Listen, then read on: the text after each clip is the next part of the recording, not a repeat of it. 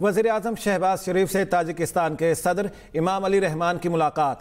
पाकिस्तान और ताजिकिस्तान के दरमियान बाहमी दिलचस्पी के तमाम शोबों में जारी ताउन पर इत्मीनान का इजहार किया गया। तिजारत और सरमायाकारी, राब्ते, तवानाई, इलाकाई सलामती समेत मुख्तलिफ शोबों में ताउन बढ़ाने पर भी इत्तेफाक हुआ। आपको अपडेट्स कर रहे हैं कि पाकिस्तान और ताजिकिस्तान के दरमियान बाहमी दिलचस्पी के उमूर पर गुफ्तगू हुई। इसके साथ साथ तिजारत और सरमायाकारी में ताउन बढ़ाने पर भी बातचीत हुई है।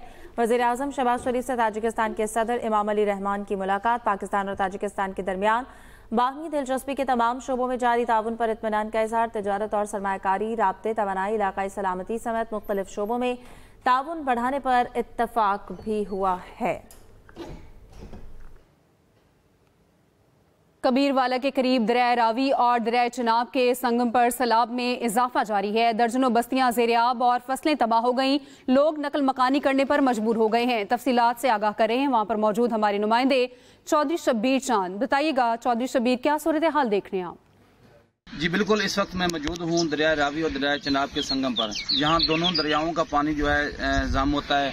सैलाबी सूरत हाल ये है कि यहाँ जो बस्तियाँ, कई बस्तियाँ ज़ेर आब आ चुकी हैं, कई फसलें तबाह हो चुकी हैं। मज़ीद जो है पानी की जो सूरत हाल है ये बढ़ रही है। तो मज़ीद जो है ना, सुनने में आ रहा है कि 4 लाख क्यूसेक पानी जो है यहाँ और आ रहा है। मज़ीद जो है इंतज़ामिया की तरफ से क्या इंतजाम किए गए हैं, क्या इन लोगों को रेस्क्यू किया गया है, क्या इंतजाम किए गए। मज़ीद मेरे साथ एक बुजुर्ग मौजूद है, इनसे जानते हैं। साढ़े जी कोई इंतजाम नहीं हो रहा हुकूमत की तरफ से। असा जनाब अपनी तरफ से शिफ्ट हो रहे हैं अल्लाह की रहमत से। बाकी मकान जो डुब गए, फसलें डुब गई हैं, तो बड़े इस टाइम परेशान हैं। बुजुर्गों का यही कहना है कि हमने अपनी मदद आपके तहत महफूज मकामत पर पहुँच रहे हैं। कोई इंतजाम की तरफ से कोई जो है ना इंतजाम नहीं किए गए। जी, लाहौर के इलाके मोहलनवाल में सैलाब मुतासरीन इंतहाई परेशान है। जी हाँ, बहाली का काम कहाँ तक पहुँचा है ये जानते हैं अपनी नुमाइंदा आयशा सगीर से। जी बताइएगा आयशा, क्या सूरत हाल है, बहाली का काम कहाँ तक पहुँचा? जी, हम इस वक्त मौजूद हैं बरकत कॉलोनी में। ये रावी के करीब जो इलाका है जो डूब चुका था बिल्कुल, यहाँ पर अब पानी जो है वो उतर चुका है। पानी उतरने के बाद जो अहले इलाका, जो यहाँ के रहने वाले लोग हैं, वो अपनी मदद आपके तहत सारा सामान बाहर निकाल रहे हैं, अपने नुकसान का अंदाजा लगा रहे हैं और अपने तौर पर सफाइयाँ कर रहे हैं ताकि वो दोबारा से अपने घरों में आबाद हो सकें। ऐसे ही हमारे साथ एक फैमिली है। ये इस घर के अंदर 4 मरले का एक घर है जिसके अंदर 2 भाई और रहते हैं और उनके बच्चे वगैरह रहते हैं। उनसे बात करते हैं और उनसे पूछते हैं उनका कितना नुकसान हुआ है उनका, और वो किस तरह से खुद ये सफाई का सारा अमल खुद कर रहे हैं। हम 2 फैमिलियां रहते हैं, ऊपर छोटा भाई है और नीचे मैं हूँ, और 5 साल हो गए यहाँ रहते, और तकरीबन हमारा 8-10 लाख का नुकसान हुआ। ये अंदर कैमरा मारे, कोई चीज नहीं हमारी बची। लोगों की यही शिकायत है कि इन लोगों को बिल्कुल एंड टाइम पे बताया गया। अगर पहले बता दिया जाता तो शायद वो अपना कुछ सामान वगैरह एक तरफ कर लेते और किसी महफूज जगह पे अपनी चीजें लेकर चले जाते। क्योंकि उन लोगों को अचानक एक टाइम बताया गया अचानक, और उनको अचानक निकलना पड़ा यहाँ से, तो उनका जितना भी यहाँ सामान था वो सारा तबाह बर्बाद हो गया और लोगों का बहुत ज्यादा नुकसान हुआ है। जी, पीपल्स पार्टी रहनुमा चौधरी मंजूर हुसैन ने कहा है कि हम सैलाब की आफत में थे कि पीछे से हुकूमत ने यूटिलिटी स्टोर्स बंद कर दिए। नदीम अफजल चंद ने कहा हुकूमत यूटिलिटी स्टोर्स नहीं, भुट्टो की तमाम यादें मिटा रही है। उन्होंने रूडा पर भी तनकीद की। उनका कहना था सैलाब में रूडा की करप्शन सामने आई है।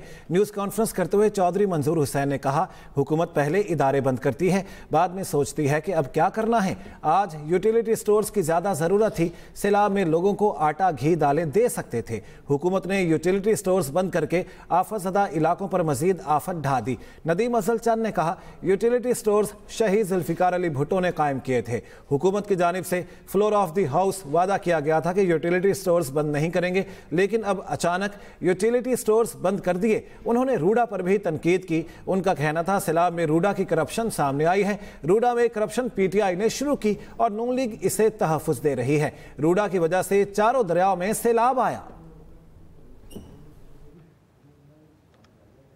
कराची में सी व्यू पर तेज रफ्तार गाड़ी समंदर में डूब गई। मददगार 151 दरखाशां ने पानी में डूबी हुई गाड़ी को फैमिली समेत बाहिफाजत निकाल लिया। ड्राइवर साहिल पर ओवर स्पीडिंग करते हुए गाड़ी पानी के अंदर ले गया था। इस बारे में आपको आगाह कर रहे हैं। कराची में सी व्यू पर तेज रफ्तार गाड़ी समंदर में डूब गई। मददगार 15 दरख्शां ने पानी में डूबी हुई गाड़ी को फैमिली समेत बाहिफाजत निकाल लिया। ड्राइवर साहिल पर ओवर स्पीडिंग करते हुए गाड़ी पानी के अंदर ले गया था। ठट्ठा में सैलाब ने तबाही मचानी शुरू कर दी है। कच्चे के एक गांव के 100 घरों में पानी दाखिल हो गया। मकीनों ने अपनी मदद आप के तहत नकल मकानी शुरू कर दी। ज़िला इंतजामिया मंजर आम से गायब है। मज़ीद जानते हैं जाहिद हुसैन से।